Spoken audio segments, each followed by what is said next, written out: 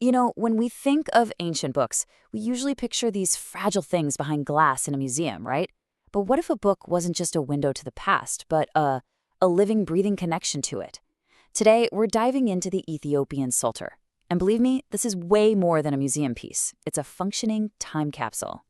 So let's start our journey right here, with an image you'll find in so many of these incredible handmade books. King David playing his harp. This isn't just a pretty picture. It's really the gateway. It's the entrance to a world of artistry and devotion, an ancient tradition that has been passed down completely unbroken for centuries. So what if a book could actually be a time machine? I mean, really, that's the question we're asking today. We're essentially going to unbox this Psalter layer by layer and see exactly how it connects us, physically and spiritually, directly to the ancient world. And here's the absolute key to all of this. While so many ancient traditions faded out, the scribal culture in Ethiopia, well, it never stopped. It just kept going. This gives us an unbroken chain straight back to the very earliest forms of Christian bookmaking. So when you look at one of these, you're not just looking at an old book. You're looking at a living tradition that's been handed down person to person since at least the 4th century. It's amazing. Okay, so let's start our tour from the outside in. We're going to begin with the book's binding, which is just remarkable. Honestly, the way these things are put together is a history lesson all by itself. The technique they use is called Coptic binding. This is one of the very first methods of making a book as we know it, and it dates all the way back to the 4th century. And what's just mind-blowing is that Ethiopian bindings aren't just like this ancient method, they are this ancient method, perfectly preserved through the centuries. They're basically living fossils of how the first books were ever made. And this picture, wow, it says it all, doesn't it? Just look at that exposed spine. You can see the actual threads holding the whole thing together. Each of those little bundles of parchment is called a quire, and you can see how they are literally linked to each other, stitch by stitch. This is why the Psalter is such a perfect model for understanding ancient book construction. So let's just quickly walk through how that works. First, the scribes gather up the parchment leaves into those little booklets, the quires. Then they sew those quires directly to each other with that really distinct link stitch.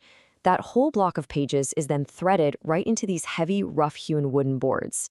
And finally, they add a leather cover, but as we just saw, they often leave that beautiful spine exposed. That's a real hallmark of the tradition. And you have to remember, these were deeply personal objects. People carried them around. So many psalters had their own special leather carrying case called a mahedar, just like this one.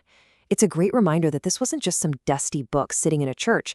It was a companion for daily prayer and study, ready to travel with you. All right, so we've seen the incredible container. Now it's time to actually open it up and look at the sacred words inside.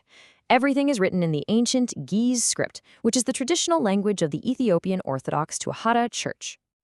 So what exactly is inside? Well, it's a whole devotional collection.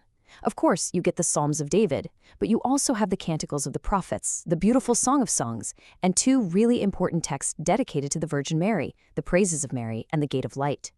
It really is a complete spiritual toolkit. Okay, quick question. How many Psalms are in the Book of Psalms? You're probably thinking 150, right? We all learn that. Well, not in the Ethiopian tradition. Their Bible actually includes 1 extra, Psalm 151. It's a little detail, but it points to this wonderfully unique and ancient religious history. And here's another one of those cool little scribble quirks that sets the Psalter apart. If you look at most Ethiopian manuscripts, the text is laid out in 2 or 3 very neat, justified columns. But not the Psalms. The Psalms, Canticles, and Song of Songs are always copied in a single column with lines of different lengths, kind of like modern poetry. It's a visual signature of the Psalter tradition. Okay, we've covered the binding and the text, but let's be real, the thing that just leaps off the page is the stunning, vibrant art. The illuminations in these books are just as unique and powerful as their construction. Ethiopian religious art has a style you can spot from a mile away. You've got these incredibly bright, saturated colors. All the figures are outlined in this bold black. And look at the characters. They're almost always facing you head-on, with these huge, expressive, wide-open eyes. And get this, in this tradition, only villains and enemies are shown in profile. A fascinating detail, right? And of course, art historians have mapped all this out. They can identify different periods and styles. For instance, a lot of the psalters we see today come from a period in the mid-18th century called the Second Gandharan style, and it's known for exactly what the quote says: bright coloration, dark shading, and realistic facial modeling.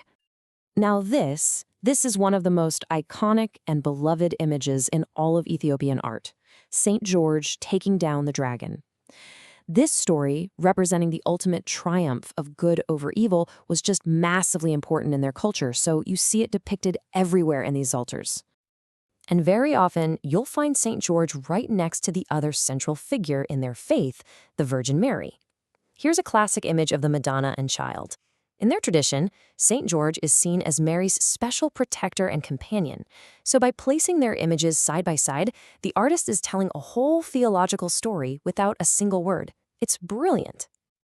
So let's just zoom out for a second. We've seen the outside, the inside, the art. But what does it all add up to? Why do these incredible objects still matter so much? Well, it's because the Psalter plays so many different roles all at once. For an individual, it's a tool for private prayer. For the community, it's a liturgical text used in church. But on a larger scale, it's this powerful symbol of Ethiopia's incredibly unique and ancient faith. And for any of us who just love books, it's a direct physical link to the very history of how books are made. And all of this brings us to one last really important question.